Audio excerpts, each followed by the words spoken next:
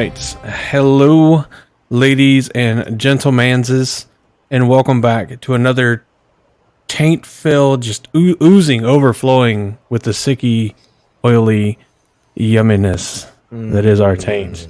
Oh. Welcome to another episode of the Black Tower Podcast. I am one of your hosts, Andrew, your Bajan Mahal.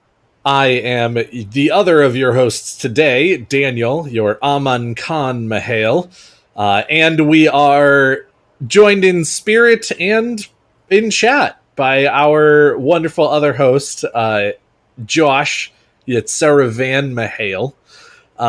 And yeah. He's learning network stuff. Network stuff? By the time you guys, if you listen to this episode is recorded as opposed to live, by the time you're listening to this, Josh will be done with his classes to our knowledge, and we'll be back with, I guarantee 100% you will see him Wednesday next week. Should be. That is the week of the night. It ends, that Friday is the 19th.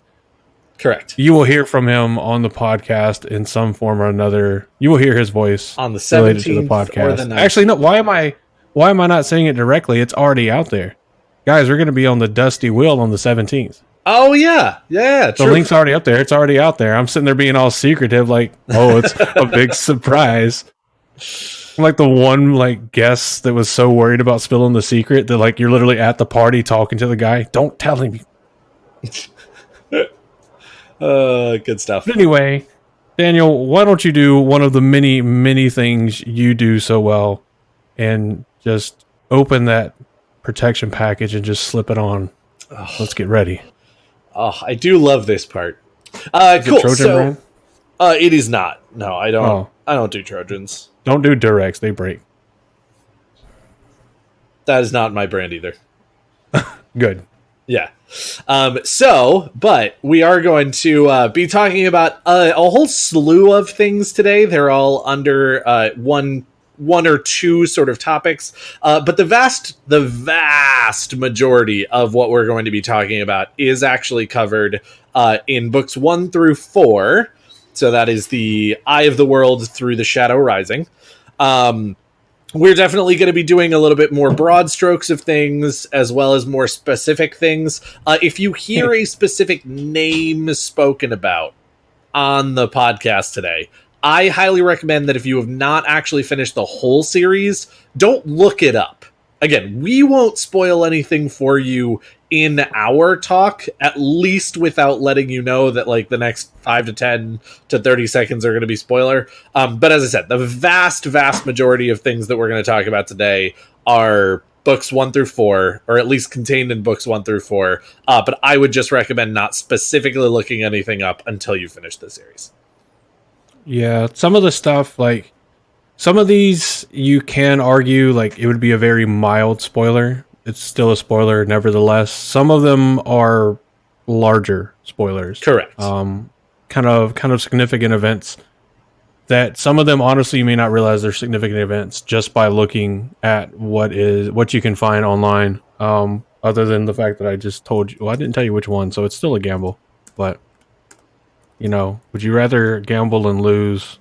If you don't care about spoilers, or you think you can recognize the warning signs of spoilers coming near you, then by all means, live your life, do what you want to do. But we do not condone nor recommend looking these things up unless you have finished the series or don't care about spoilers. Correct. Even then, I don't recommend it. But you live your life however you want to. Almost said a bad thing. So yeah. So today, Andrew, what are we going to be talking about today? Yeah, so we had a little conversation with Josh, and amongst ourselves, as we always do. Definitely well ahead of time of recording. Oh yeah, 100%. Days. We had this plan 3 months ago for sure. Yeah, 100%.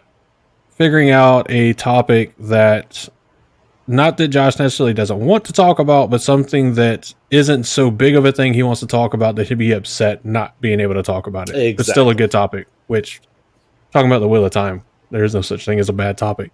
There are. Shut your whore mouth. No, there are. Come on. But you're right. There are some. Like I mean, if we tried to do an episode on on, Gollin. well, and if we tried to do an episode on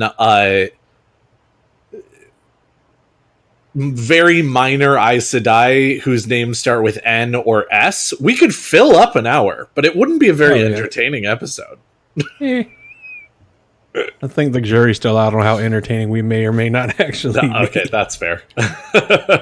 But so with that, we decided to talk about weaponry and certain weaponry tactics from the Wheel of Time Indeed. series.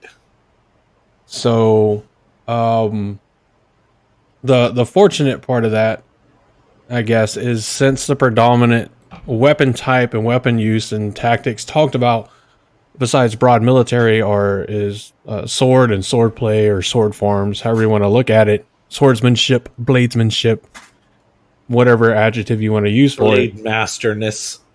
Yeah, your degree of blade masterness. How many degrees covers away a lot of it. from Kevin Bacon, the most sword master of all of the sword masters you are? Pretty sure he was in the first age. He was. Definitely.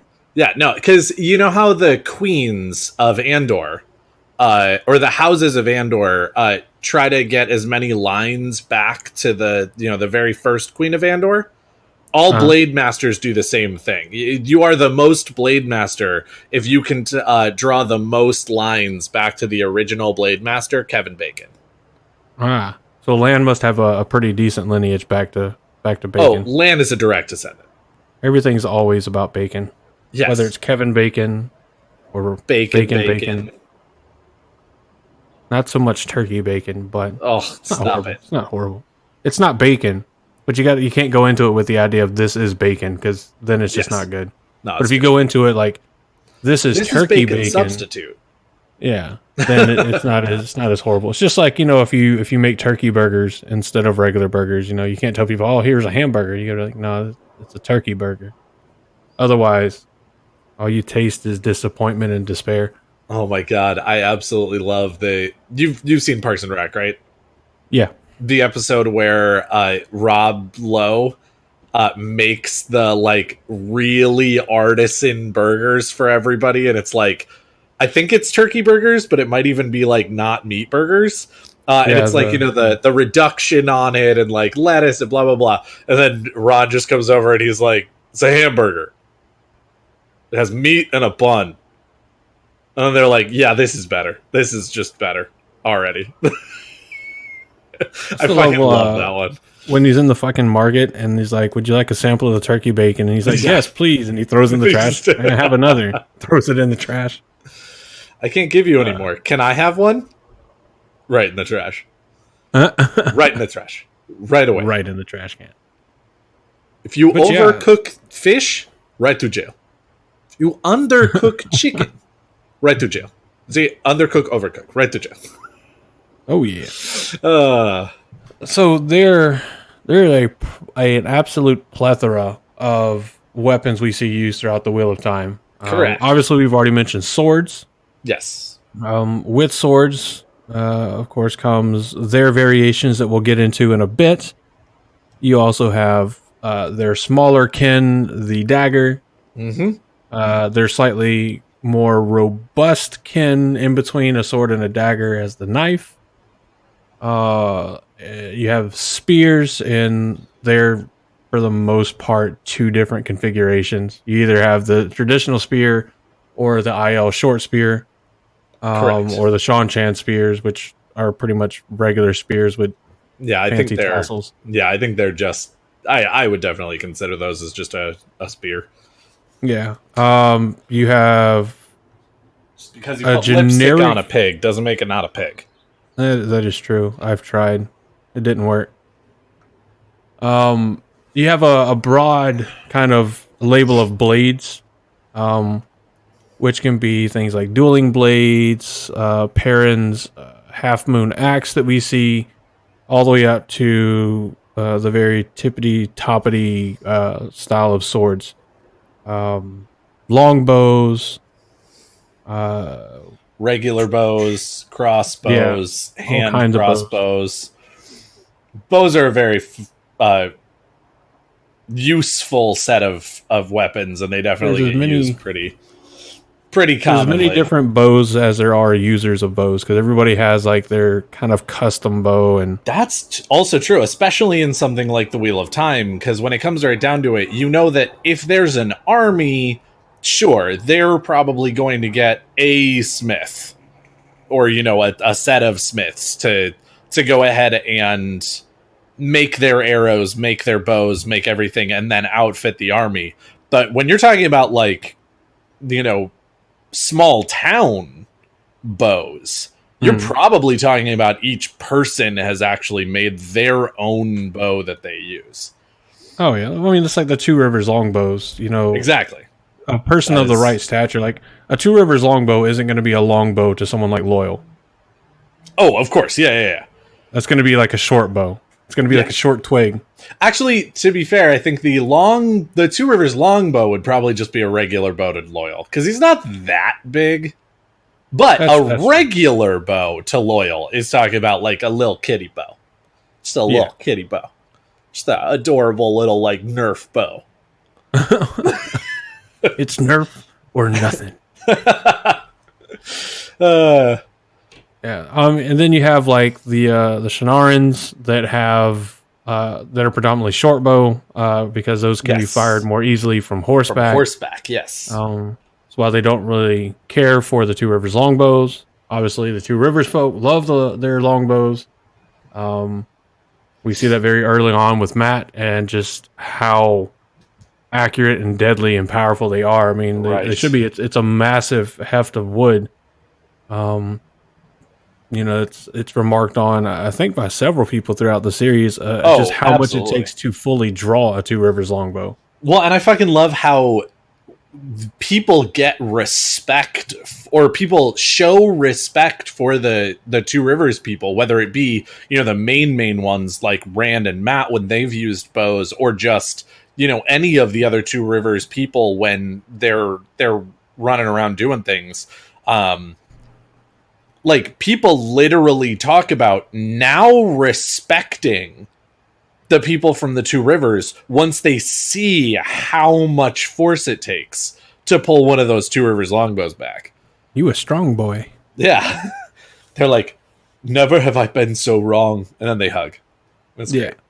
So, I mean, it's a broad set of bows, even to say the Two Rivers longbow, because each bow, again, made by each individual owner, generally, whenever it's unstrung, only stands a hand or two taller than the person who owns it.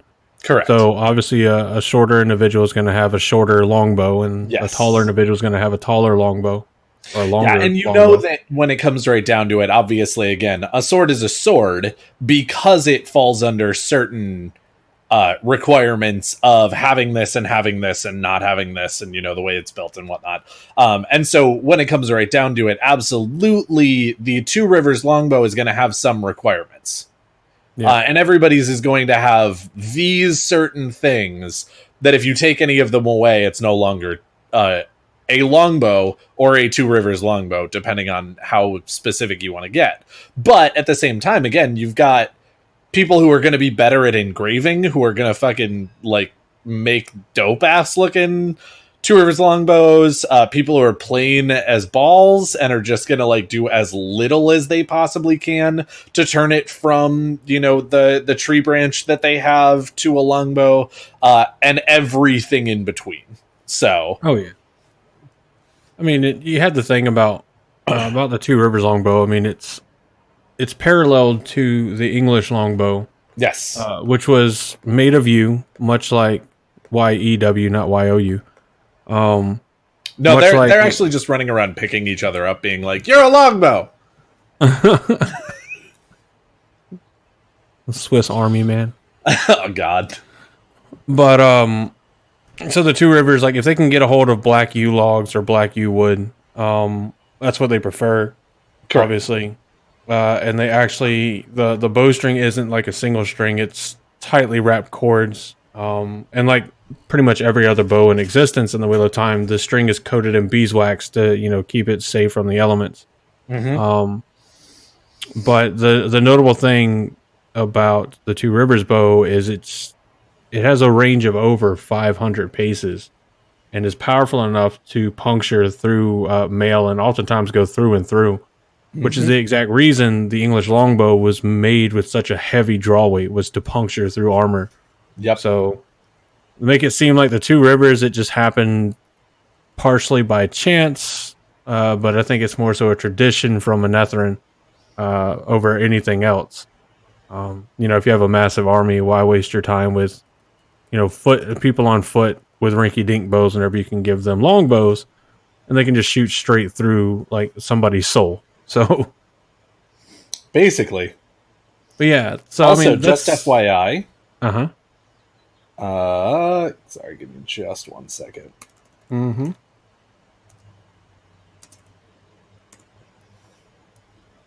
So 500 paces is about 1,500 feet.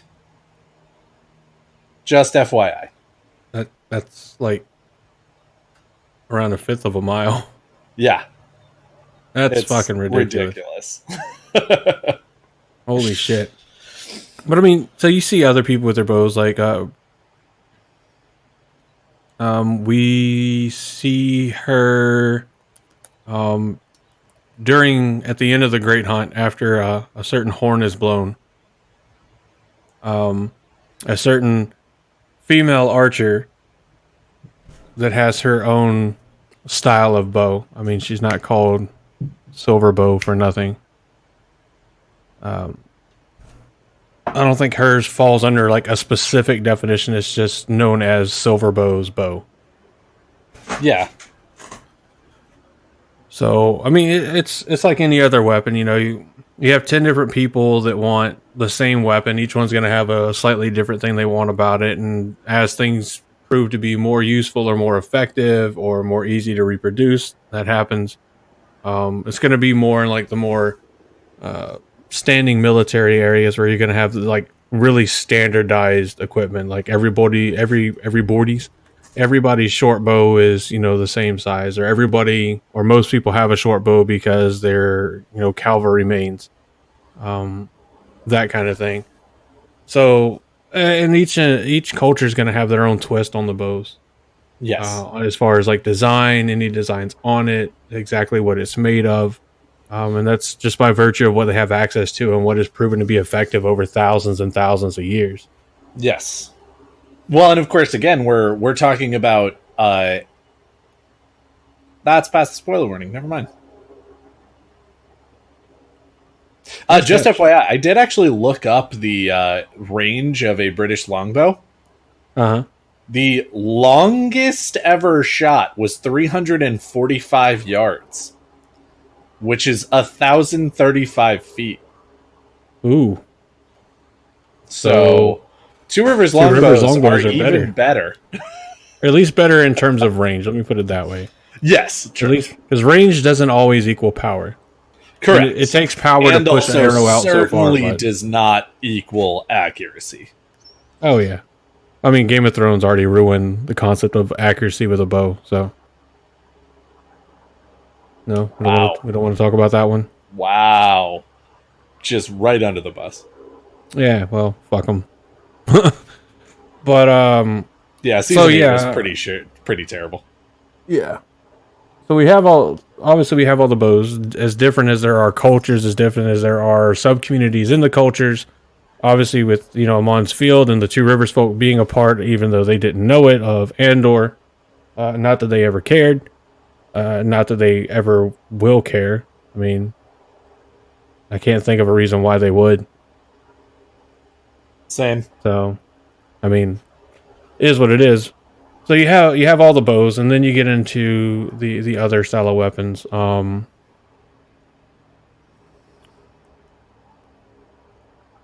don't know. Like, what do we? Well, I think again where do we want to go next? Kind of covered on all of the main ones, but just to reiterate, sort of in the Wheel of Time, I would say that the bow is probably the most prominent weapon. Second, it might be tied for second with. I'm going to put knives, and I know you blade masters out there, you're not going to like this, but I'm doing it because of the relative size of the weapons. I think that bows are going to be tied in second place with knives and daggers, as far as the most common to see, the most common that are addressed throughout the entire series. Well, sorry, I'm talking about like the most commonly used, because again, there's an entire group of people that we talk about somewhat regularly, which are the Two Rivers people, who use bows almost exclusively. And then you have, every army in the entire world has archers. Yeah, of some form, now, granted, of the like specifically talked about, unique to the story things that are talked about, swords absolutely take the cake. And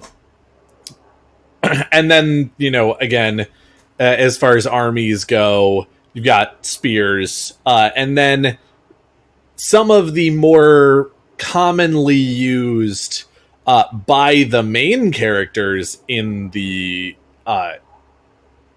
story are axes. One of them has one of the very main characters, Perrin, carries around an axe, and then I believe we see him use one. No, we don't actually see him use one. Never mind. I take it back. But anyway, promise. I promise that it's after the spoiler warning. Well. But yeah, so yeah, I mean, so yeah, it's just common weapon. Yeah, there's nothing common weapons. If you play D&D, you've seen the weapons before. Yes, true. Like, even when you start getting into the more special ones that we'll talk about here shortly, they're still. If you play D&D, you've seen weapons that, at least in spirit, are the same. Yes, 100%. To some effect or another. I mean, then you have weapons that are adapted for like specialty use by like an entire culture, like with the short spears. Yes. The IL always have their short spears. I don't think we've ever seen an IL with a full spear, other than to maybe turn it into a short spear. Exactly. I was going to say, we saw them make them, because in The Shadow Rising is when he does the trip through the crystal pillars, and that is when you actually see the creation of the short spears, and it is literally to make it easier to wield for a girl. Yeah. And then they go, why have we not been doing this for everybody? This is so stupid. Oh, yeah. And then from then on, you only ever see the IEL use short spears. Yeah. So I mean, there's really not that much to say. I don't know why I just put a plus in the live chat. Must have hit my keyboard. Anyway, there's really not that much to say about spears. Whether they're short or long, it's a heft of wood. A typically cylindrical little piece of wood with a metal, it's like an enlarged arrow point minus the hooks on the back. If you pull out, it rips. Now, that's not to say that's entirely always the case. I mean, certainly some cultures are going to have spear points that are designed to be relatively harder to remove and cause more damage. I would definitely imagine that the Shanshan could. But for a good portion of it, I mean, it's meant to be a weapon, because spears and pole arms are very close to each other, not the same. Pole arms are meant to be longer than the spears obviously are, but the spears they're a thrusting and piercing weapon, meant for you to thrust into an enemy, do some damage, and be able to also pull it back out. So if you have anything that's going to act like hooks, like you think with a fish hook or an arrow, it's not going to be incredibly pronounced. If anything, there might be serration on the sides of the spear point. True, because you want to be able to push in and pull out as quickly as possible, so you can get into another target. Yes, Giggity. 100%. Knives and daggers. I mean, typically when you talk about a knife is a short bladed weapon that is Well, okay. before we get away from that, I think that we should actually start talking a little bit about the specific ones, and I think this is a good time to transition. There is one spear that is in the story that is very specifically different. And as we were talking about before the episode, it's actually a weapon that that only Matt ever uses in the story. Oh, I thought we were going to bring that up after swords, since it's like a combination. Oh no, I think we should talk about it now. Oh yeah, let's talk about it now. Let's talk about Matt's wombo combo. Wombo combo. Yeah. So as we said in the Shadow Rising, Rand and Matt actually both go to Viridian, and while Rand is learning all about his past and his other ancestors and whatnot, and his other the family. Aiel culture, yes, his new family.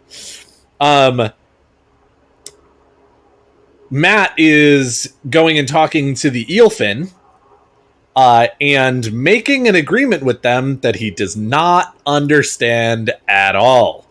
And at the end of that agreement, they try to kill him. But Rand saves the day and cuts him down, and he does not get hanged. But out of this particular deal, he actually gets two things, which are a fox-head medallion and what is called the Ashandarai, which is something that only really Matt knows the name of. I mean, like anybody else who like legitimately knows things from the time of legends and Old Tongue and things like that, it might be familiar with it. But it is basically a sword spear that is actually very much a Far East weapon in the actual world. There is a specific name for it that I am blanking on right now. But anyway, I will because of look it its up. overall length. But yeah, so he ends considered up a mix between. It's called so Ashandare is Old Tongue for sword spear, yes, but because of its overall length, Correct. it actually qualifies more along the lines of a polearm with just an outlandishly big tip. Correct. Also, Daniel, I think you might want to check your connection on Discord. You're apparently in and out. If I need to change the voice server for the server, let me see. Which one do I have it on, actually? I'm in the wrong settings. On the fly, tech support. I have us as US Central. I can put us as US West. I am back. I just Okay, I changed this to US West. Hopefully that's better. Hey, all right. Well, I don't know whether it was you or me popping out and popping back in. I can hear some like static popping in your audio, but I kind of. So well, it's funny. I think it's a Discord I can hear thing. the same in yours. But I'll put us on US West. Except that I'm not hearing anything from Discord.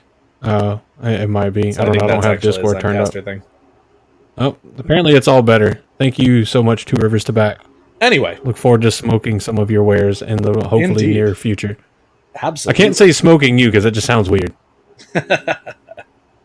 Indeed. Makes me think of you ever seen the anime Food Wars? Yeah, no, don't say that. Yeah, makes me think. The chick that lives. Yes. Oh, okay, I just got fucking schooled. But you mean Shokugeki no Soma? Because I can barely pronounce English, man. You got to try to get me to pronounce like fucking Japanese. Like, come on. There's only one Japanese anime name I remember, and I will not repeat it on a recorded station. It's okay. That is not going to happen.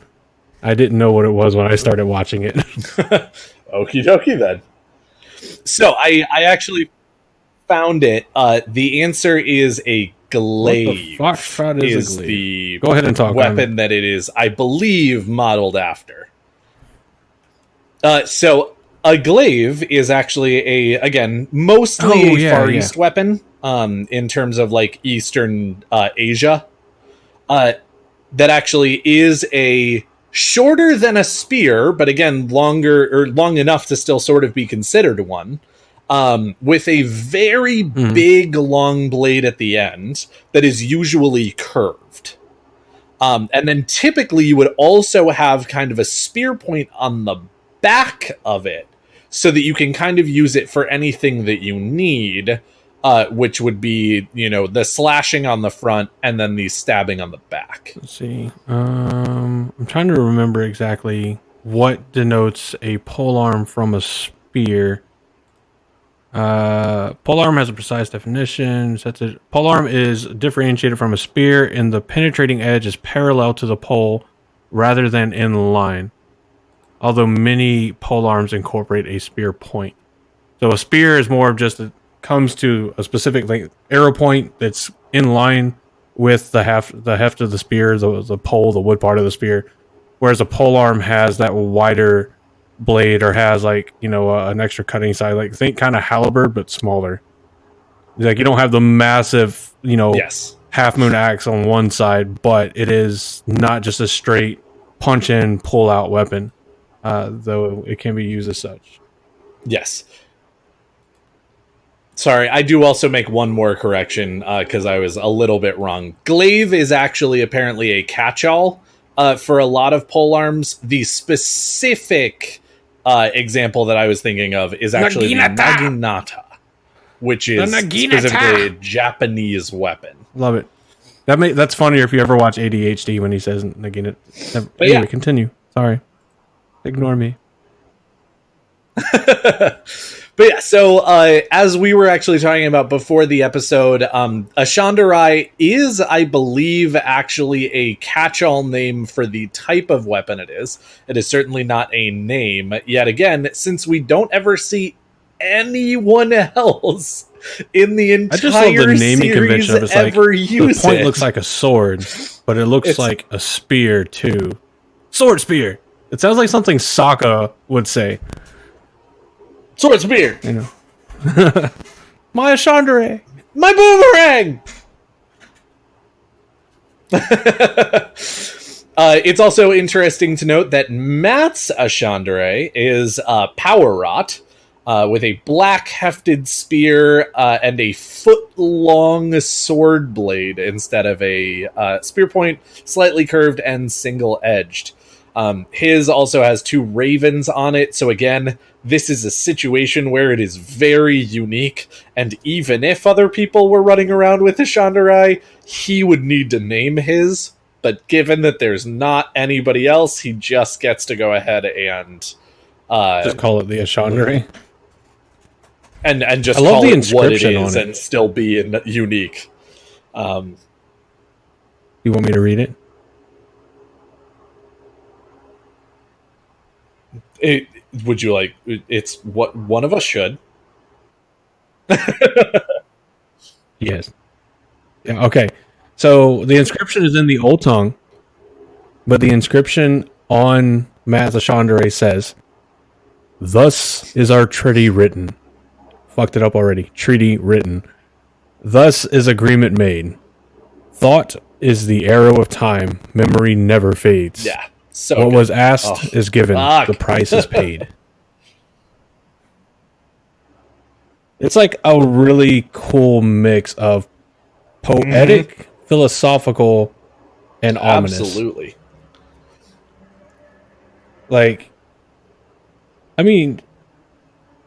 And yeah, that's a very long inscription to go on a weapon, but then it's a very long weapon too. So it's kind of like if he didn't have the amount of shaft that he did for his weapon, thus obviously it'd have to be a lot shorter. Like we made an agreement.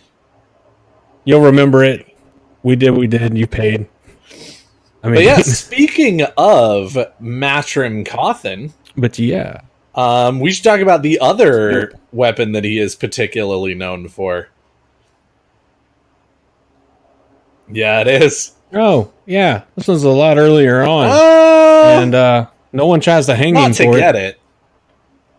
True. Very true. Nobody actually ever put anything around his neck. Exactly. And he wanted to strangle other people. Wanted to strangle him because he had it. But never actually happened. Oh, yeah.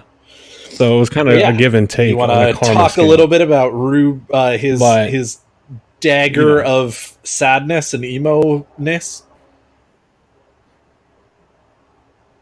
Yeah, so not to be confused with Dorothy's ruby slippers, this ruby hilted dagger will not take you home. Instead, they go to a little place you might have heard of called Shadar Logoth. And despite multiple warnings to not fucking touch anything, don't take anything, stay the fuck with the Aes Sedai, because even she's scared and doesn't want to be there, Matt says, fuck it, I'm taking something with me. Mm-hmm. And he takes a dagger. With a ruby hilt. To be because fair, it looks fancy, it looks expensive. And boy, does the price associated with it be far more than Matt ever thought. Yes. Now, to be fair, I did actually hear an analysis of this that I really like. And I do want to give Matt a little bit of credit. Not because he does something smart, but because he does something not quite as dumb. Mm-hmm. Because in the story, as we well know from the very beginning, Rand has a sword and Perrin has an axe. And they're running around using those things. Matt has a longbow. And Matt has a longbow. And he's very good with it. He's very accurate. He actually does very well during the whole, flight from the two rivers and everything. Pulls it back, gets the shaft of the arrow right up against his cheek, and just flings it at people with deadly accuracy. Truth. But he leaves his longbow because it's not a very good thing to carry around if you're not actually going to use it when they go to explore Shadar Logoth. And so there is one thing that I heard someone say, and I actually legitimately thought of, really thought about. In the treasure vault, when Mordeth, right? Yeah. Mordeth gets angry at them and starts to get really fucking weird. Before he, Rand and Perrin both pull out their weapons to fight him. Where is Matt's weapon? Back at the camp. Yeah, so he grabs onto something near him that's a weapon. Now, granted, again, absolutely idiotic thing to do to then take it with them. Not trying to diminish that at all. Oh, yeah. Absolutely not trying to diminish the, hey, don't fucking take anything from Shadar Logoth. Oh, that's adorable. I'm going to use my... it makes sense. or I'm going to take something from Shadar Logoth. But it's like a reflex. It always annoyed me a little bit. Sorry, not always. It has now annoyed me a little bit every time somebody talks about him just taking it because it's pretty. Because I think it's actually a lot more utilitarian than that. Because again, there are other things in there that are way prettier, that if he wanted to just grab something that was going to be expensive, he could have grabbed something else that would definitely go for way more. But he grabs something utility that also happens to be expensive. So again, absolutely, Matt is still very much a dumbass. And he absolutely does dumb stuff with it. But just the grabbing of the dagger, I think, is actually really reflex and a smart thing to do in the situation. Yeah. So, the effects of what happens from Matt having the dagger, we see how it affects him. Yes. He gets increasingly more, he just stays angry. He just wants to lay somewhere and sleep. He gets incredibly paranoid. To the point where he gets paranoid. Oh God, he does get annoyed at Perrin a lot. That's true, but he gets insufferable. To some extent. They finally make it to Camelin. Rand's like, let's go see the city, and Matt's like, fuck you, I'm gonna sleep here and stroke my dagger. Which definitely is not a euphemism. Precious. But yeah. I think other than one other weapon, that's the first real notable weapon that we see. What? Yeah, other than one other weapon, the ruby dagger is the first real notable weapon we see. Yes and no. I would actually say that the both things that are actually taken out of the Two Rivers are pretty important. Yeah, that's what I said. Other than one other thing, I think both of the the weapons that are taken out of the Two Rivers are important, which actually again goes into another relatively okay. I get what you're saying. So yeah, the axe is important just because it's so iconic. I actually think that. So that's fair. I was thinking of items that specifically have their own kind of special attributes. It doesn't really have a name. Yes, exactly. And I was going to say that the reason that Perrin's Half Moon Axe is special is because of Perrin, not because of the axe. Because of what Perrin does with it, because of how it affects him, that kind of stuff. If you're just talking about the axe itself, it's pretty blah. So agreed. I'm absolutely down with that. Though again, I would say that when it comes right down to it, I think that Perrin's axe is pretty important. Oh yeah, it definitely is. So, all right. By this point now, all three of our Two Rivers boys have a notable weapon in their possession. Yes. Perrin has his Half Moon Axe. Book 1, each of them has something that they are now associated with, at least. Yeah. Irremovable from the Half Moon Axe. Almost said Rand. Matt has the ruby hilted dagger, and Rand has though he doesn't know exactly how special, very special sticky stick sword with him. Indeed. And we're not really going to talk about the Half Moon Axe much more than that, again, because I would probably say that a lot more significance ends up with the Half Moon Axe past the spoiler warning. As far as a weapon, it's an axe. That's it is. Yeah. But I will say, and this is going to be a moment where please do not look... This is going to be a very short spoiler warning for the rest of the series. Because when we're talking about weapons, we cannot not talk about this. But again, it is absolutely past the spoiler warning. So please, for probably the next minute, because we're not going to go too far into it, but for about the next minute, if you have not finished the series, please mute us, pause us, or the skip forward or whatever. So wherever we are, can't, I guess. Yeah, if you're listening live, just bounce. I wouldn't say we'll be back bounce, just mute for like a minute. Like, Jesus exactly. Christ. Don't leave me. But yeah, so as I said, you've had the opportunity, leave now. So Perrin has another very, very, very, very, very unique and absolutely fucking dope as hell weapon that he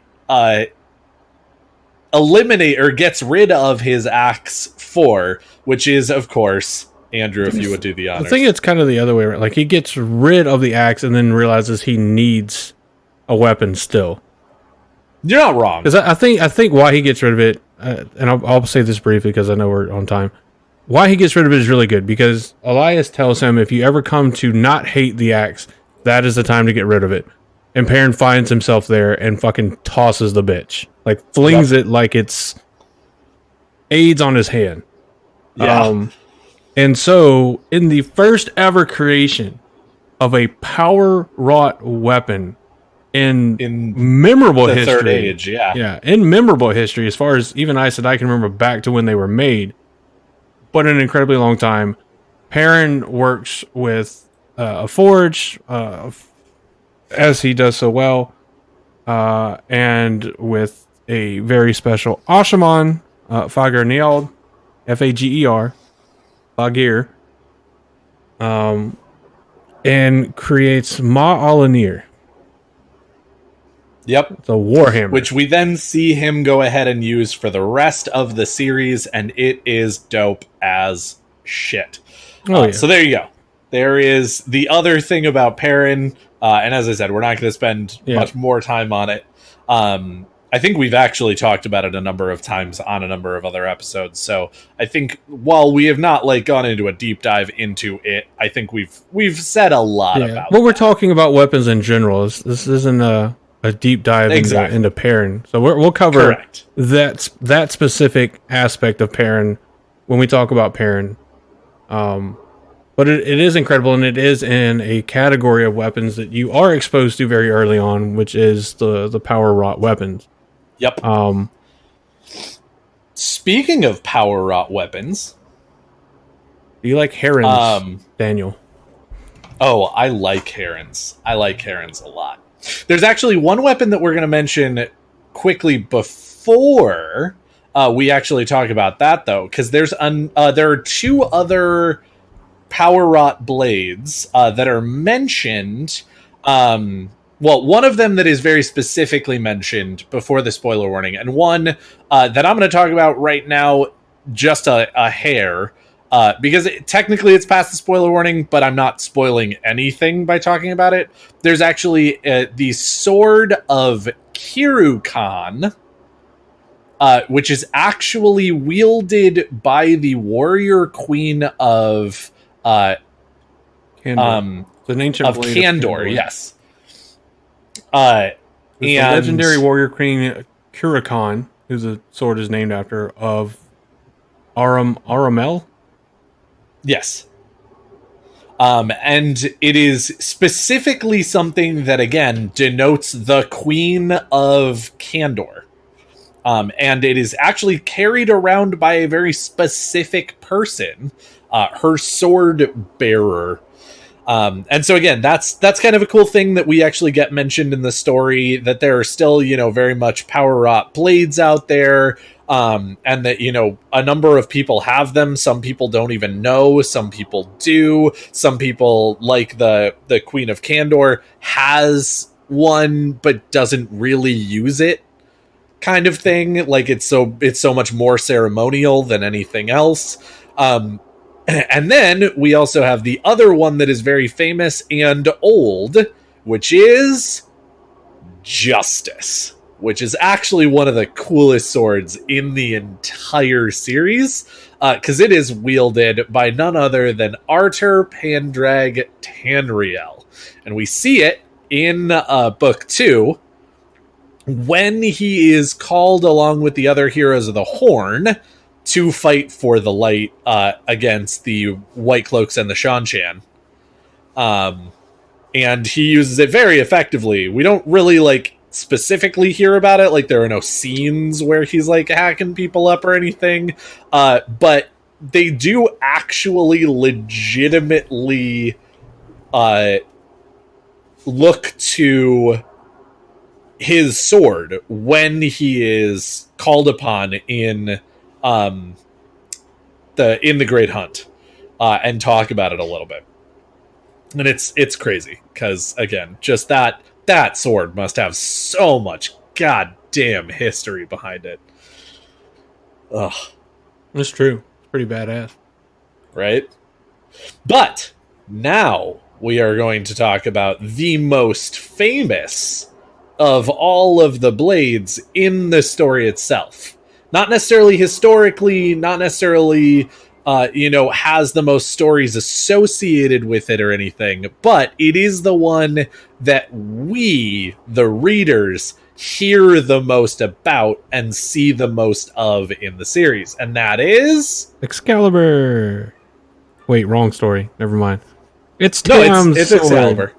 Yeah, no, Excalibur. Rand actually gets it when a watery tart in a spring throws it at him. A watery tart. Yeah. It's made me very sad about a watery tart throwing swords at people from springs is no form of government. Such a good quote. So yeah, it's one of those interesting things that, during the attacks at Winternight, Tam has it and is using it to defend himself and Rand. And then Tam finds himself in an unfortunate position where he can no longer wield and use said weapon because he is fucking dying.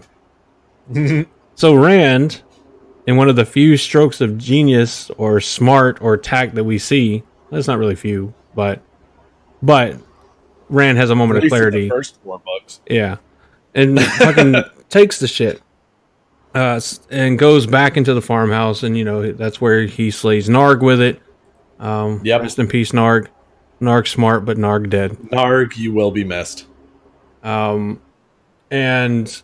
after they make it into Amon's field, and Tam is laying in the bed being treated by the wisdoms as much as he can, and ultimately Moraine herself, enough to keep him alive where he can recover. He bequeaths the sword to Rand, and Rand carries it. Look at you, vocab word, Andrew. Oh yeah, I know big words, but it doesn't mean I can pronounce it. It's such a fantastic word. It is. I like it. But and Rand carries it not all the to way. Be mistaken with bequeathed. I don't want to be bequeathed. Sounds nasty.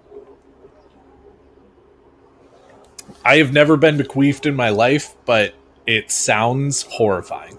Like the inverse of being burped. Oh. There's your imagery for the night. You're welcome. Yep, there you go. But so Rand wields it until after, or technically, I guess, during his fight with Ba'alzamon over Falma. Yes. During which point we see our first instance and confirmation that given enough strength and power, a power wrought blade can in fact be destroyed. Correct. Which is important to remember when you're talking about things like, do power wrought weapons still exist? Are they still around? Of course they are. But they're also not indestructible beacons of, shit that people knew back in the day, but yes. Well, the elements and other weapons are incapable of destroying a power wrought sword. Yes. However, as you said, can't even scratch it. Given enough power, given enough of the right type of bad shit, they are, as you said, not indestructible. So they seem indestructible to just about everybody who is, incapable of wielding that kind of power, because their weapons do nothing to it. If you leave it out in the farm or in the field for 100 years, it'll still be exactly the same as it was 100 years ago. But you start messing with think of it crazy shit. Think of it like a Minecraft diamond sword with the highest level enchantments for sharpness, with some mending thrown in there. What's the fucking one where shit doesn't break down fast? I know the word is durability, but I can't remember what the enchantment is. I have no idea. Anyway, I don't basically the swords, they don't rust, they don't tarnish, they don't lose their edge. They don't dull. Left to their own, they'll be ever sharp and ever just as they were after being created as a power wrought weapon. Mm-hmm. This specific one is notable because it has heron marks on the blade as well as the hilt, which we find out is the mark of a known and named blade master. That to have the heron mark means you are a master with the sword, which sometimes helps Rand out, other times fucks Rand over. Mm-hmm. Because I think it does about 6 in one, half dozen in the other. Yeah, I think it's almost even. There are people that don't fight him because they see the heron mark, and there are people that deliberately go after him because they're like, someone so young cannot possibly be a blade master. And oh boy, are they wrong. But there's a certain prophecy that makes the heron marking even more important. Indeed. Because there's a prophet that says, twice and twice he shall be marked. And during the same instance where Ba'alzamon destroys Tam's power wrought blade, Ba'alzamon he melts the shit out of it, which makes the handle scalding hot in a Home Alone sort of way, and brands the shit out of Rand's palm with a heron mark. Which is the second time it gets branded, because he actually also, literally Ba'alzamon is the one who brands him twice.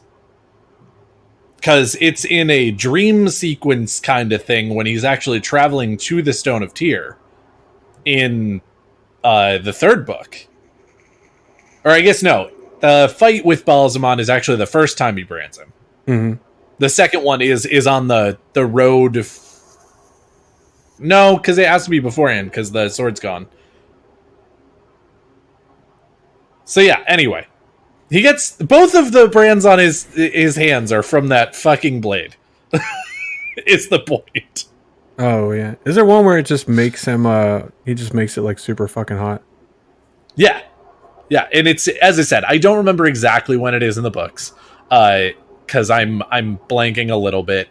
But again. There's this like dream sequence kind of thing where Balzaman comes to him when he's alone at his campsite, and he like raises the sword to like fight him, and Balzaman is like, "Huh, you're adorable," and then the sword gets hot and it brands his hand. So was it during the fight in the Dream Shard in the Eye of the World? No, no, it wasn't. The first time? No, that's not the first time that happens. It's whatever. I'm sure we could look it up, and I will actually do that right now. But while we're talking about swords, and while we're talking about Tam's sword, we should start talking a little bit about those special sword things that we get in the Wheel of Time. Oh yeah, because Tam's sword and Rand wielding it is probably the most we get introduced to that. Yeah. So one of our lovely listeners, you should find something from the second book when they're in the mirror world or parallel world or alternate dimension world, whatever you want to call it, about the first branding. So yeah, in the Wheel of Time, we see pretty frequently, we see a lot of it during when Rand is being trained in the sword by Lan after the events of the Eye of the World. During the events of the Eye of the World, Lan is training him, several nights, if not almost every night, during their travels after he, sees that Rand needs to fucking learn how to hold the fucking pointy metal object at his hip. And it's a thing that continues on. Rand is frequently, almost constantly practicing with the sword. It's a good way for him to focus on something other than life.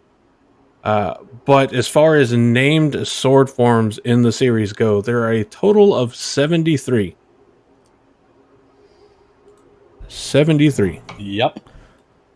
Most of which are not exactly detailed in what their objective is or how it looks. A lot of them are talked about how this one is used to counter that one or things like that. But there's a lot. But a lot of them do have descriptions on at least what the intent of the sword form is for.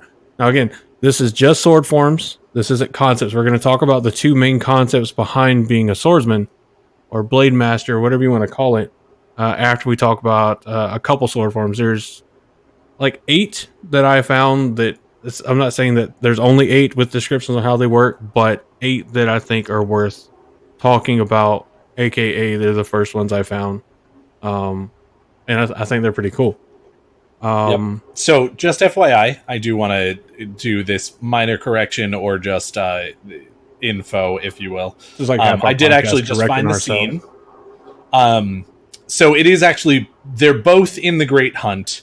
The first one is when Balzaman shows up when Rand is keeping watch in the other world before they meet Selene with Hurin and Loyal.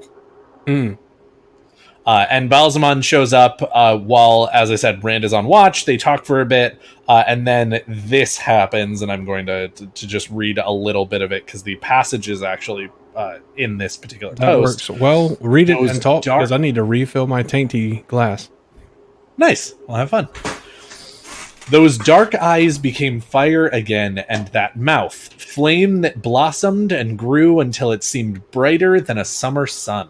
Grew, and suddenly Rand's sword glowed as if it was just drawn from the forge. He cried out as the hilt burned his hands, screamed and dropped the sword, and the fog caught fire. Fire that leaped, fire that burned everything.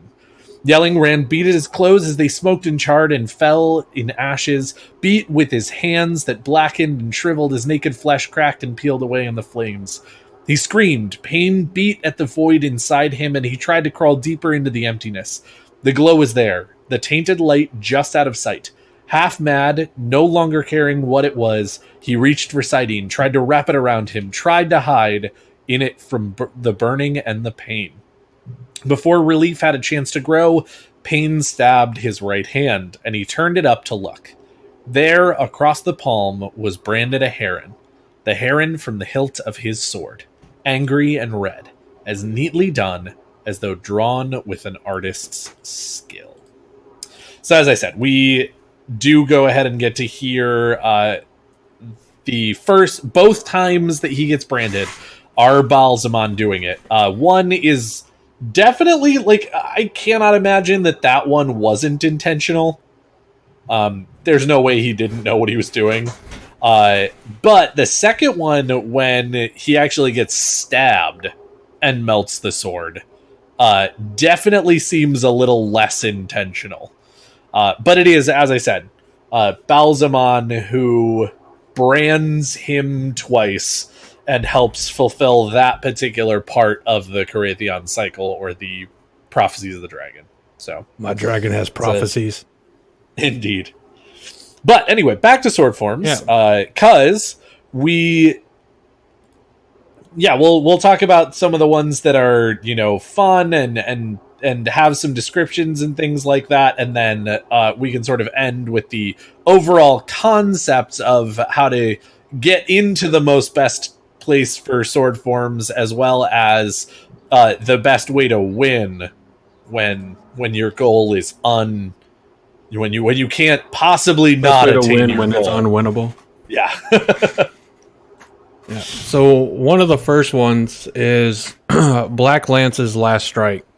It's considered a simple form that depends entirely upon speed to draw your sword from the scabbard and thrust it into the enemy's neck. It's considered an all or nothing move. If it fails, typically the swordsman dies. There is a general of sorts that is seen using this at some point in the book. If you don't already know, maybe it'll spark a memory whenever you do read it and see it, because it's pretty cool. Wait, would that be spark of a memory of light? I wouldn't. It's not from there, but no, I know. I like the phrasing though. On the pun. I like the phrasing though. Mom, so that's pretty cool. There's a more popularly known sword form, as in you see the name pretty frequently. I believe it sticks out to me at least. It's Cat Crosses the Courtyard. Oh, my favorite one in the entire series. Oh yeah, and it's part sword form, but part movement. It's more movement than sword form, but it's the way a person carries themselves, which is supposed to maximize how alert you are and your reaction potential. Mm-hmm. Swagga Cholo strut. I like that a lot. I can point, just smack on Two Rivers to back. Awesome. I like that. Dude, if they show Cat Crosses the Courtyard in, the Great Hunt when Rand goes to meet Swan Sanche and he doesn't have like just a little bit of a limp, I'm going to be Lowrider in the so disappointed. I want to hear Lowrider in the background. Oh, that would just be that I would hate on every level, but also it would be funny just because of what was said. It would be funny just because of what Two Rivers to Back said. Oh, yeah. Also, like, again, this is a situation where I don't want that in the show, but guys, I think we need to get together. Once that part in the show happens, just meme the shit out of it. Oh, yeah. So, basically, the individual Blade Master, what do we call it? You let your body kind of go relaxed, keep your spine straight as though there's a line or string connected to your spine holding you up, and you walk in this very self-assured way, this confident way, but you also look like you're also relaxed. So it's part relaxed, part arrogant, but very alert. Yeah, it's definitely one of those, like, again, the vast majority of people who do use Catwalk or Cat Crosses the Courtyard are actually capable. So on one hand, it's sort of like part bluff, where you're just psyching out the other person before the fight even starts by just showing how much or how little you care about them and how arrogant and self-assured you are. But at the same time, it's also very much like this can be used to get into another stance really fucking easily. Oh yeah. So as you mentioned, Lan taught this to Rand as the way he should walk into his meeting with Suon, the Amerlin seat. Rand also does this exact same form of walking, this exact same form of moving when he's walking and talking with Lord Barthane's Damodred at Damodred's estate.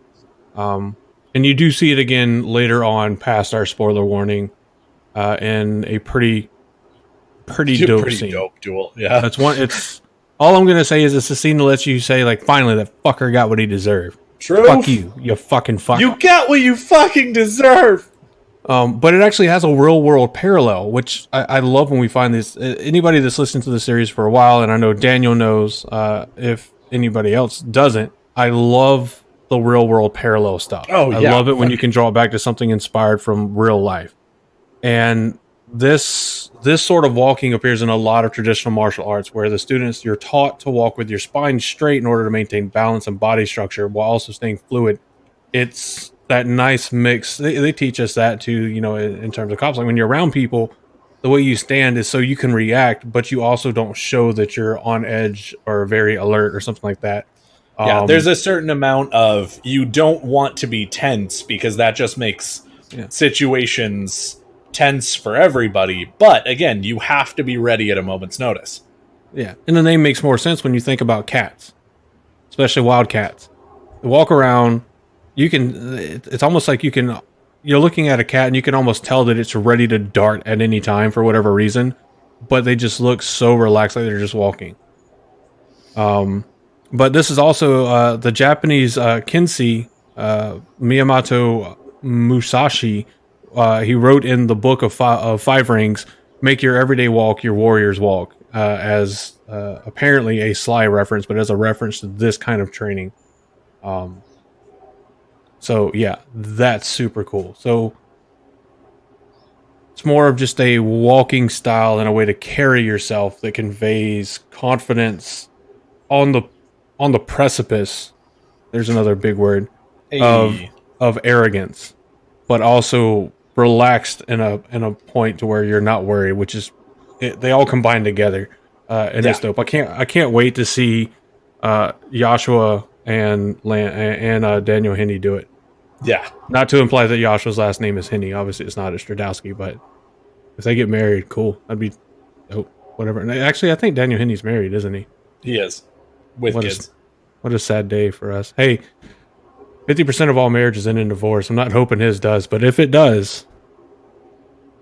Right there immediately. Right there. As long as he can do cat crosses the courtyard, that's going to be our wedding dance. Oh, I am fanning myself right now. You fanning your peacock feathers?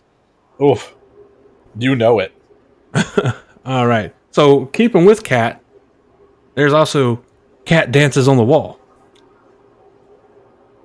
Well, and again, it's kind of one of those things where you're not at all surprised that a lot of these have to do with cats. Mm-hmm. Fucking cat-like reflexes is such a common phrase that actually really talks about just being ready for just about anything. Oh yeah. Though my favorite is definitely horse-like reflexes. Just kick anybody that walks up behind you. Yep, just kick right in the face. Just right in the head. It works for John Wick. I actually just rewatched Parabellum like 3 days ago. Great reference. You have the greatest references. It's just references. When I do have a reference, it's like a reserve. It's like the eye of the world. It's only there when it's actually useful. Oh, no, that's not true. See, look at this guy's references. Look at this guy's fucking references. So I'm like Jonah Hill in Superbad. Man, great reference, bro. You have the best references. So, cat dances on the wall. The sword form is you knock aside a strike and then go for the opponent's legs in one sweep, in one movement. And it's likened unto when a cat is startled or surprised and is trying to scramble up a wall, which doesn't sound graceful like a sword form at fucking all. Yeah. Like, I just picture like every cat you ever see that they put a cucumber behind it and it fucking leaps out of its skin. and scrambles across the floor, or you put like the post-it notes on the fucking cat's paws and they freak the fuck out. Like that's what I think of. So is it one of those like while I'm distracting you with my left hand, I'm gonna kick you with my right knee or something like, or knee you with my right knee? That wouldn't really be a kick. Anyway, we see Rand use it. He cuts down a Trolloc using cat dances on the wall while escaping with the Horn of Valir during the Great Hunt. Again, I don't think we said it, but I may pause as I'm looking over things I want to say because I'm trying to make sure that they fall in line. What's going on? We see this again during the duel. I appreciate you. I'm trying. I'm making an effort. Rand uses it again in a duel with Bilal, or one of them. Rand or Bilal use this form as a counter to the boar rush downhill, which that would be included, but there's not really a sword form description for that. But it's used as a counter for that in The Dragon Reborn, chapter 55. If you're trying to read along, which you got to read super fucking fast. 55. Yeah. 55. 50 cent plus a nickel. Let's see. We got Heron waiting in the rushes. This one actually has a dope quote from Lan with it. Remember that Heron is only for practicing balance. Anywhere but doing forms, it leaves you wide open. You can strike home from it if you wait for the other man to move first, but you'll never avoid his blade. That doesn't sound like some Mr. Miyagi shit. You know, I don't know form. what does. Yeah. And in fact, if I remember correctly, that I believe is in The Great Hunt that he says that. And then I actually definitely want to say in book 4. No. In book 2. Yes, because at the very beginning of book 2 is when he tells him that. Every reference I have for this form is in The Great Hunt. Yeah. And so, sorry, I should pull it up so that I'm not necessarily getting super ahead of you or anything. You're fine. I read the names out first so the people that can look them up can. That doesn't necessarily mean you have to because you're on the podcast and we're subject matter experts and professionals. We know all this just magically pulling it out of our mind brain hole. Yeah, now I'm actually kind of annoyed because I looked it up and now I feel less like now it feels like good. I'm just pulling it from the thing.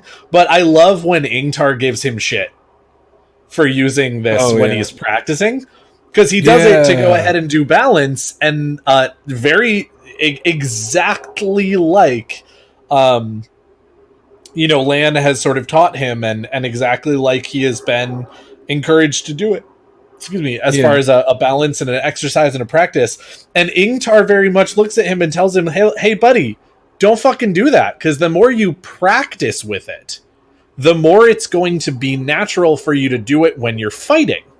And if you do that, now we're going back to the Lan quote. That, you might be able to strike home from it, but you're gonna get stabbed. Like... Yeah. That is Ingtar's criticism, but Rand continues to practice it. Yes. When they're in the mirror world, when it's just Loyal and Huron, and he's like, I need to practice to get my mind off of how shitty my life is right now. Well, yeah, because fuck Ingtar. Yeah. He redeems himself, but fuck Ingtar. But we're going to get a little more into this, but using another concept behind sword fighting. So Rand uses... Heron waiting in the rushes against Ba'alzamon during the fight over Falmouth in conjunction with the sword fighting concept that we're going to talk about later. Correct. So next, the moon rises over water. The movement of the sword form is a slashing movement. Wait, the moon rises over water. Is that is Sokka dating that one? Well, maybe. Used to, and then it went back to the moon, or back into the sky as the moon, Yeah, fair. But so Rand actually uses this slashing movement form when battling his reflections from a bubble of evil while in the Stone of Tyr in Shadow Rising chapter 2. And freaking the fuck out of Barrelane. Yeah. Like, literally. She doesn't want to fuck him after this. He freaks the fuck out of barreling. Yeah. Actually, both times we see this used are by Rand, and they're both in reactions to a bubble of evil, because there's the one in the Stone of Tyr where he's fighting his reflections, and then there's where he's got the sword brought from Sidene in Ruidian against another bubble of evil when he's trying to escape with Matt. Truth. So both times we see it, it's bubbles of evil that he uses it against. So he's like, the moon rises, so the bubbles have to leave. Let's see. We also have River of Light. Yeah, we have River of Light. It's a draw cut. You draw from the scabbard and meant to cut. So you're drawing and striking in the same motion. This is used in another really cool scene beyond our spoiler warning, but it's it also has a parallel to the real world, and it's a similar technique in the Japanese sword art of Iaido. I'm pretty sure I'm not saying that right. It's right enough that I don't have a correction. I don't speak Japanese, but it does have a parallel. It's an idea that you see it in anime all the time, where you draw and slice in the same movement, and typically people like slowly fall in half or some shit like that. Yes, well, always, always, always, you have lost the match if the other person has a name that matters and just very quickly unsheathes and then resheathes their sword. You're already dead. Oh yeah, you're done. Next we have Shake Do from the Branch, which is just a movement used to deliver 6 sharp blows that can but don't have to be divided amongst several opponents. So it's one of those forms that is created with the idea of versatility, where you could be fighting multiple people at the same time. We do see a known character use it later on in Knife of Dreams. So if you haven't read that and see what they used. The last one that we're going to talk about as far as sword forms is Thistledown Floats on the Whirlwind. This form actually involves you leap, spin in a way so that the blade cuts horizontally. So you can see where the name Whirlwind comes from. And we actually see this used by Rand in The Dragon Reborn, chapter 36, because he decapitates an unnamed, unarmed female dark friend in the Marundian Hills while on his way to Tyr. She was still mounted on her horse, so Rand would have had to jump pretty fucking high to do it. He's tall. I mean, he is, but it's still the height of someone sitting on horseback. Yeah, she's short. Probably. But who knows? So, I thought those are pretty cool sword forms to talk about, just to go into some of them. A lot of them, if you try to look up the sword forms, a lot of them just say other than name, nothing is known. But there's examples for when it was used, that kind of stuff. So definitely, if you're going to look them up at your own caution and discretion. A lot of them will have spoilers through later on in the series. I'd say probably the vast majority of them do. Yeah. So you have been warned. The ones we said. Yeah. But there's 2 very big concepts when it comes to sword fighting that seems almost universal amongst blade masters. Indeed. Isn't that right, Daniel? Yes, it is. The first one is sort of getting into stance and into a place or a mentality or a mindset, whatever you would like to call it,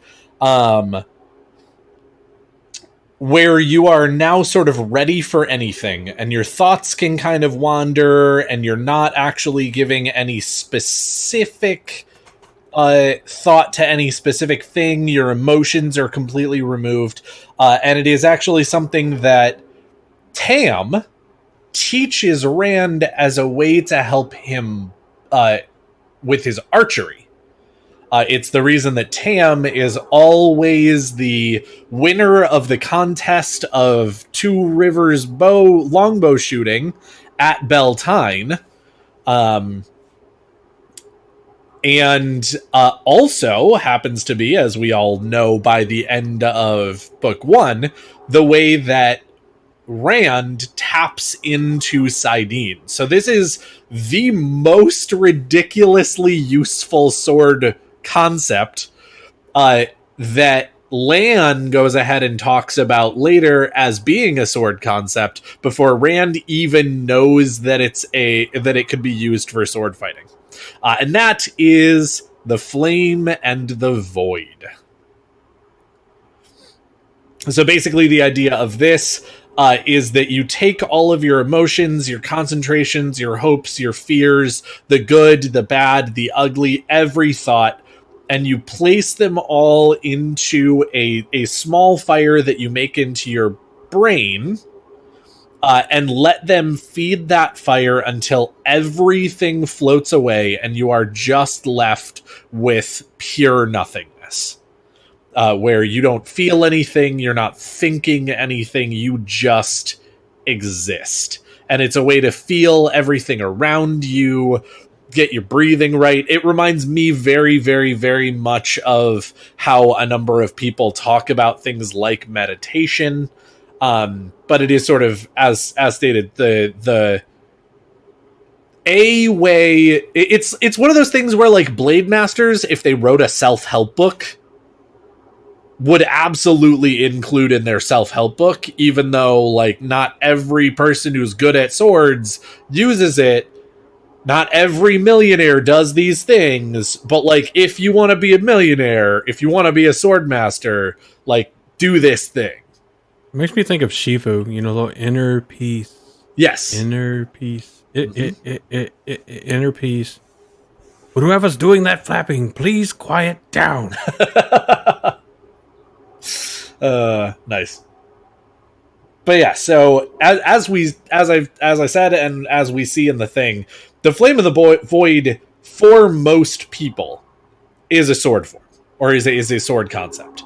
For people in the Two Rivers, and by people in the Two Rivers I really mean Tam and Rand, it is a bow thought. It's a bow experiment. A concentration technique. Yes. For Rand, it then becomes the way that he taps into Sidene. So for Rand, it is kind of like the catch-all concept for just about everything he needs to do at any given time. You want to be good with the sword? Put your shit in the void and let it go away. You want to be good with Sidene? Put your shit in the flame and let it go. You want to channel ungodly amounts of power and burn your enemies to a crisp? Put your shit in a fire and let it go. Yep. So the moral of the story is, if you want to do anything with pure concentration and you're distracted by something, put it in a fire and let it go. Burn your phone. Mentally, though. Mentally. Don't actually Yeah. That wouldn't be good for your phone or your Somebody's house. like trying to pull their phone out of the fire. Now, like, fuck! We're messed still up, talking guys. to the fire. Messed up. But yeah, so, and I think the next concept is a good way to kind of round this out. I know we were very broad and generic with a lot of this, but indeed, I think the next concept is a good way for you to round this out on this episode. Indeed. So what is it? So the last concept is called sheathing the sword, and it is described to Rand with actually a great quote that I will pull up now, that Land says, which I think we've actually talked about on the podcast before. So Land says, when I think he's teaching it to Rand, sort of. Because they're still again, in it's Faldara. not. Yes, it's like not. It's like the last thing, because he doesn't physically teach it to him; he just tells him about it. Yes, and as stated, he does teach him, Heron, the Heron Wades. Heron waiting in the rushes. Heron waiting in the rushes, which is kind of like the pinnacle of what this looks like. And that is, there will come a time when you must achieve a goal at all costs. It may come in attack or in defense. And the only way will be to allow the sword to be sheathed in your own body. When the price is worth the gain and there is no other choice left to you, that is called sheathing the sword. Remember it. And so this concept is, again, basically, it is a Hail Mary.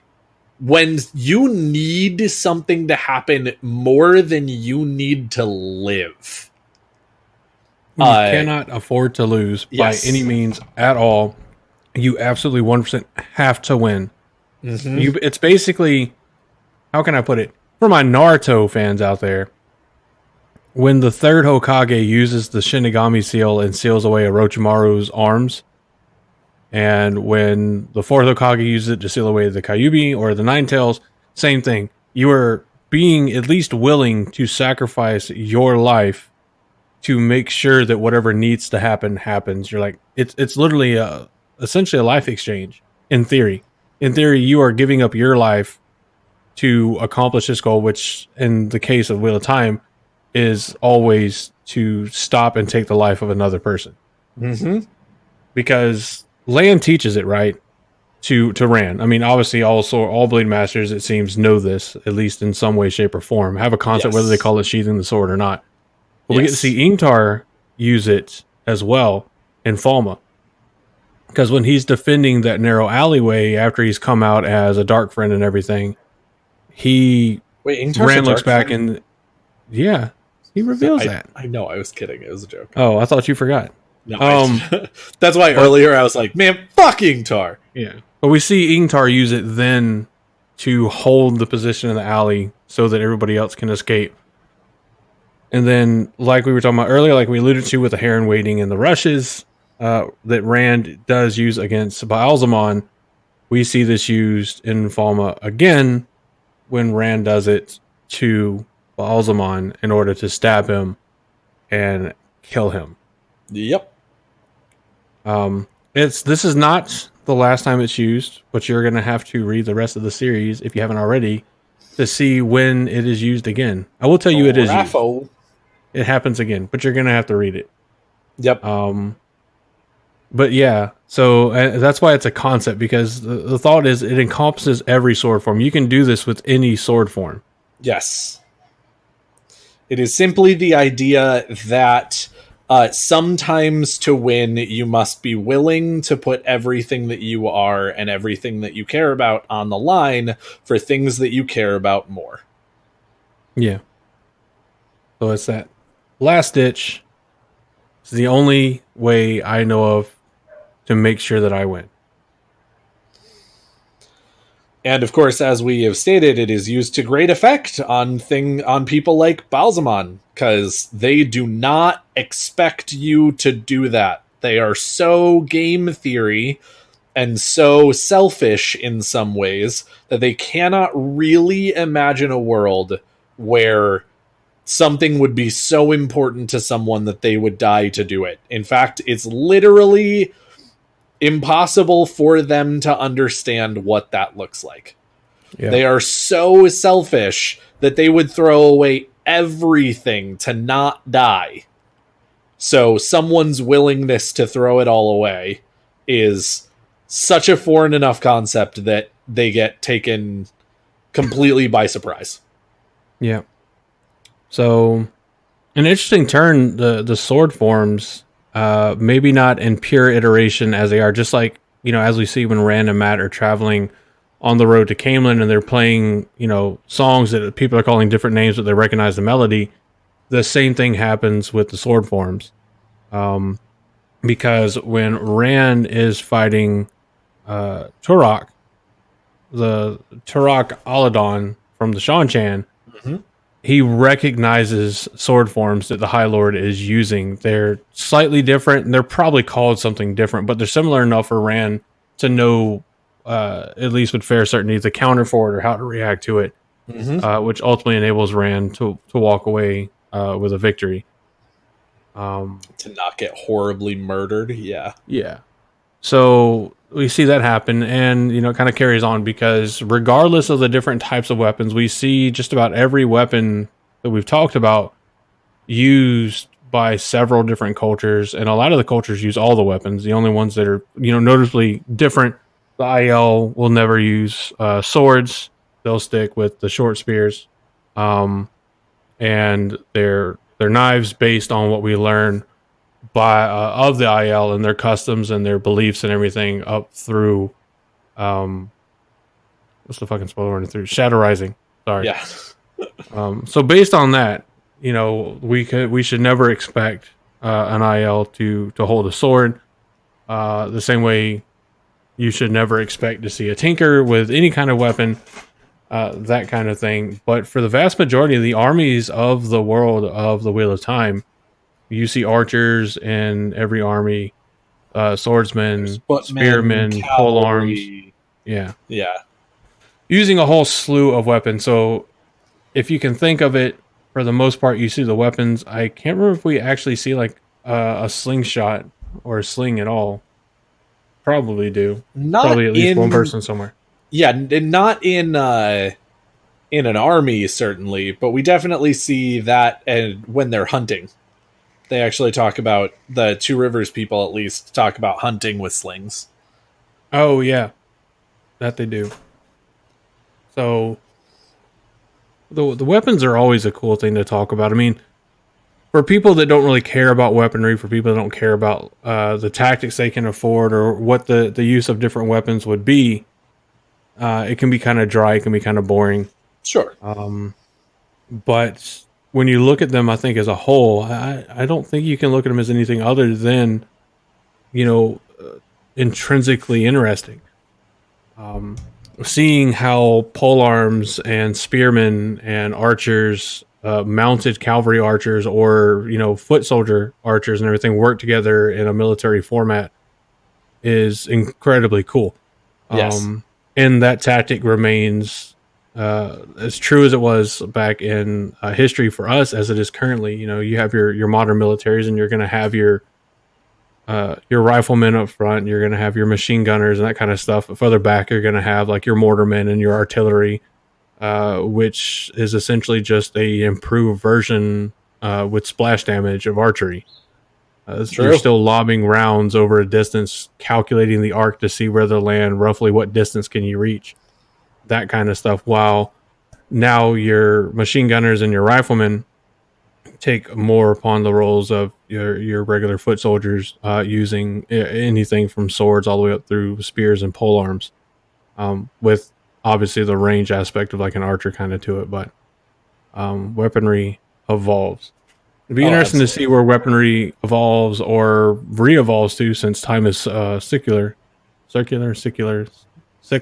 we go. That's the word. I was like, In the Wheel of Time.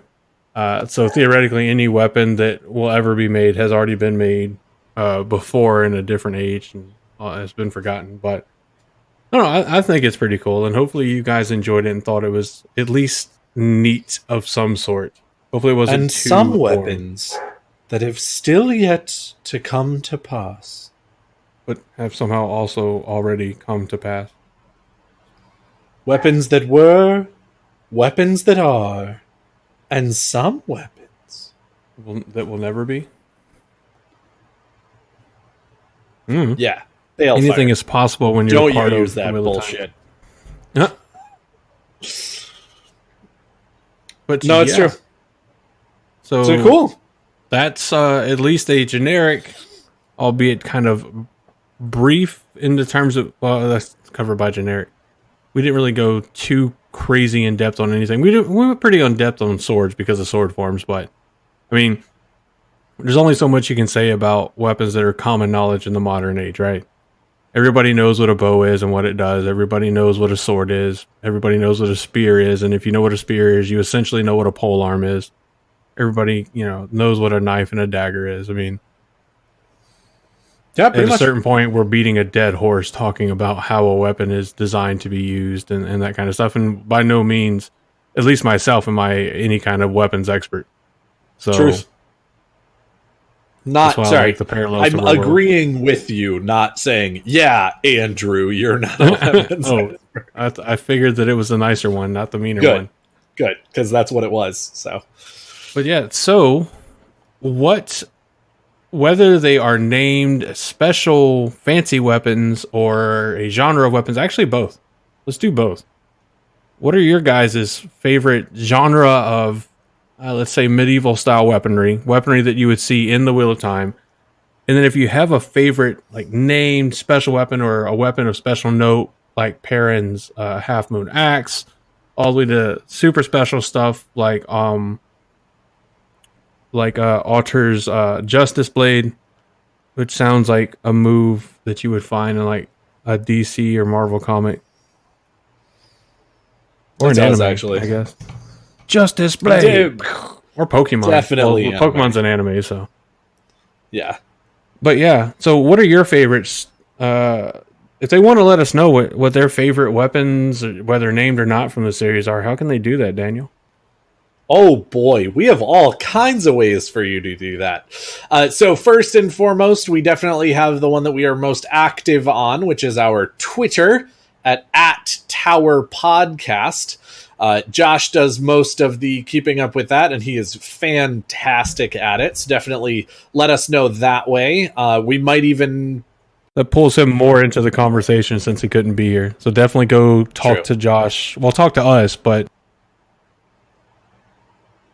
I just realized my mic cut out. What an asshole. It's all good. Anyway, you get what I'm saying. Indeed. So definitely go by. I think we actually had a poll at some point that was talking about certain named weapons. So you can go back and look at the results from that, as well as, just start a thread about it and whatnot.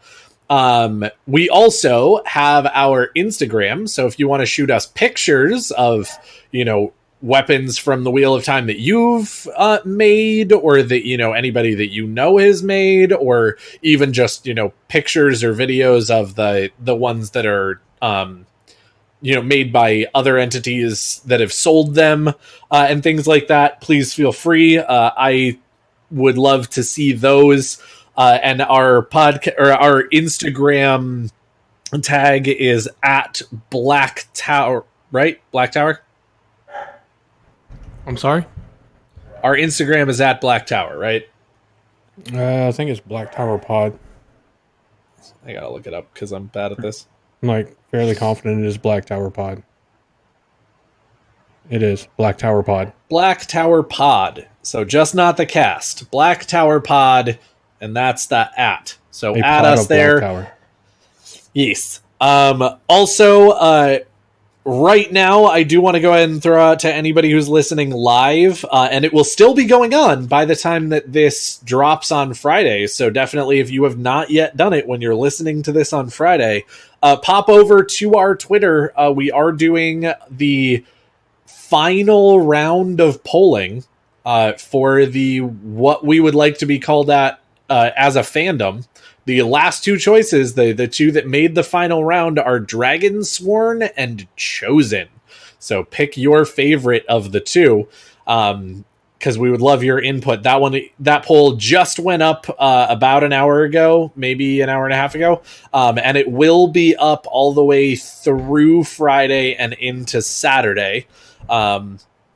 If you don't want to go ahead and necessarily talk to us on our social media platforms, but you'd like to go ahead and let us know something, we would love to hear from you at blacktowerpod at gmail.com, because we are there and we love feedback and whatnot directly. If you have good things to say, bad things to say, who knows? Also, we do really like feedback in the form of reviews. Wherever you're getting this podcast, we'd love a review.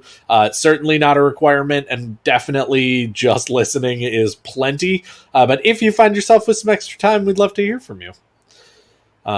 We also have some other fun stuff. Andrew, do you want to talk about some of our other fun stuff? Oh, yeah, sure. So, we know that there's a lot of time to spare right now, and perhaps just regularly listening to the episodes released isn't quite enough, and you certainly don't have another thing to go and listen to. I mean, there's a ton of podcasts out there, but if you find yourself in a lull or in a moment where you only have, let's say, anywhere from 20 to maybe max 45 minutes to take and listen to some extra content from your tainty boys over here, you can go on Patreon and throw us a little bit of support.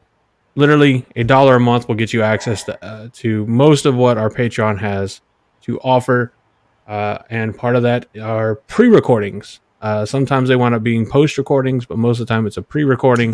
Just depends on how time and our schedules work out. But with every episode, for the vast majority, there's occasional things we're missing there just because time doesn't allow us to. But we put up anywhere from about 20 minutes to up to 45 minutes or so of us just talking about random shit. Whatever we want to. Yeah, sometimes it's just what's going on in our lives. Oftentimes it's actually little like brain candy things of talking about questions that aren't answered in the Wheel of Time, or at least that are like suggested answers, but not specific answers. Things like that. It's super fun. Josh is actually really good at bringing up like some fun, just philosophical things that we talk about. So if he ever starts with, "Hey guys, I have some brain candy for you," no, it's going to be a good talk. Yep. If you don't have a podcast app that you like using to listen to us to, or, and this is where the big thing comes in, occasionally, right now it's very occasionally, it might be more frequent in the future. We'll see how things work out. But occasionally we will do live streams on YouTube. But you can also listen to the podcast episodes on YouTube. You can leave a like on the video. You can share the video. It's honestly, it's not really a video. It's a static image that Podbean exports for us with the audio. So you're not going to miss anything by having it playing and doing other stuff on your computer in the background, like playing World of Warcraft or Call of Duty or something. I wouldn't recommend it with Call of Duty because then you might not hear footsteps, but you do you. But occasionally we do some live streams, as those of you in the Discord and maybe on Twitter. I haven't had a chance to go on Twitter and see if it's up.